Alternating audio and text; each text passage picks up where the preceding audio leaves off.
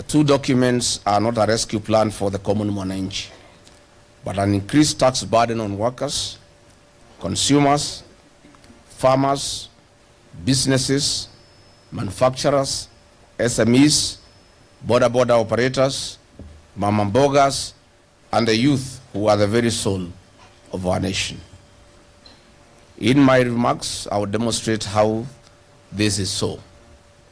We, the Democracy for the Citizens Party, DCP, affirm that a national budget must be a plan for prosperity, a blueprint for opportunity, and a statement that gives priority to the people and not a cake for a few elites.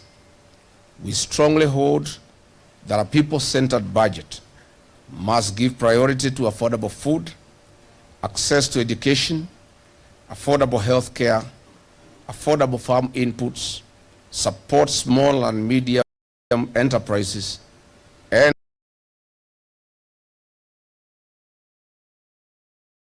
support household savings and expand opportunities for our young people.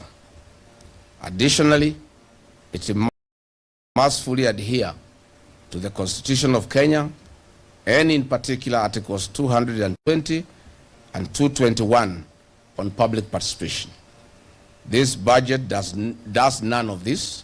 In fact, it does the exact opposite by violating the Constitution and in fact waging a terrifying economic war.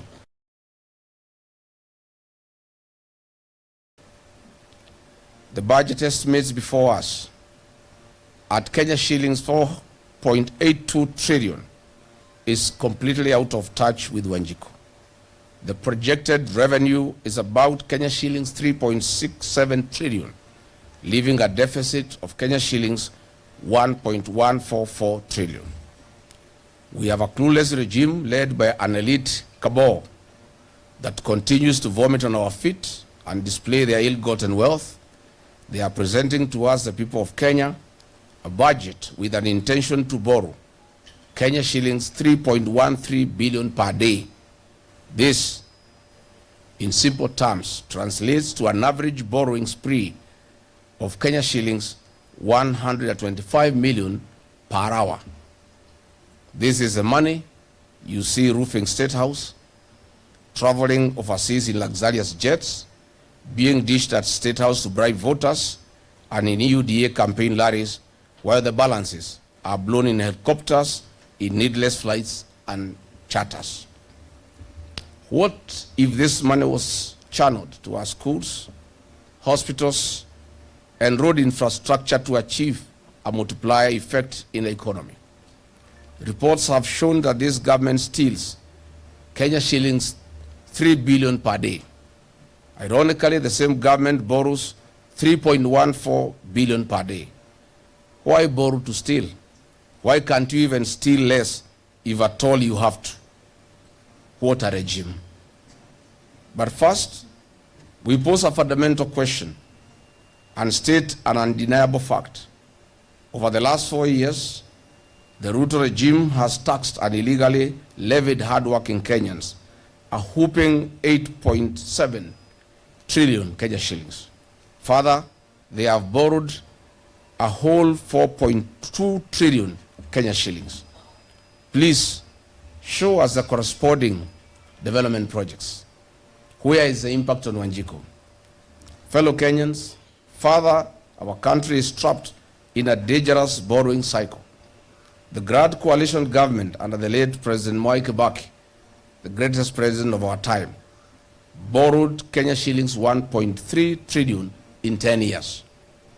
The Jubilee government under President Uhuru Kenyatta borrowed 6.7 trillion in 10 years. This regime, a one-man show, has borrowed 4.2 trillion in 3 years. Today, as we speak, our public debt stands at 13 trillion Kenya shillings. The debt to GDP ratio is at 72.4%, which is far beyond the legal ceiling set by the Public Finance Management Act 2023. Ordinarily, a ratio of 55% debt to the GDP should guide fiscal restraint. But more troubling is the fact that interest on debt is currently at 1.3 trillion Kenya shillings per year. This is 79% of our revenue. The interest on debt has become the largest consumer of public revenue. In practical terms, the government is working first for leaders, then for the people, and we, the people of Kenya, are on our own. Dear Kenyans, I have been on record several times on the crisis our nation is in. Out of the 4.2 trillion Kenya shillings borrowed recklessly by this regime, only Kenya shillings 1.9 trillion went to the development expenditure. This is in direct contravention of Article 211 Constitution of Kenya. It also contravenes Section 152C of the PMF Act that prohibits the government from borrowing for recurrent expenditures. What kind of a household borrows a loan from a bank to buy food? To make the matters worse, the budget statement to be read next week proposes to borrow an additional 1.114 trillion Kenya shillings. Out of this, only 700 billion Kenya shillings will be spent on development. Where is the Kenya shillings 400 billion? This is budgeted corruption. In the financial year 2024-25, the government targeted to raise 2.75 trillion Kenya shillings, but collected only 2.26 trillion Kenya shillings. The revenue target was missed by Kenya shillings 487 billion. Why? In the financial year 2025-2026, the target was raised to Kenya shillings 2.92 trillion. The collections are at only Kenya shillings 2.04 trillion, leaving a shortfall of Kenya shillings 877 billion. Despite this persistent underperformance, the government is projecting tax revenues of Kenya shillings 2.86 trillion in the financial year 2026-2027. We are well advised that a realistic projection on revenue collections will be at 2.29 trillion Kenya shillings. Kenyans should expect a worse tax regime midway and lots of failed promises as usual. As the DCP party, we note with great concern that the expenditure projections of this regime continue to grow at a pace completely out of touch with Wanjiku. For example, a teacher in Wajir who earned a gross pay of 50,000 Kenya shillings in the year 2022 took home a net pay of Kenya shillings 42,000. However, and unfortunately under this regime, the same teacher takes home a net pay of 38,000 Kenya shillings.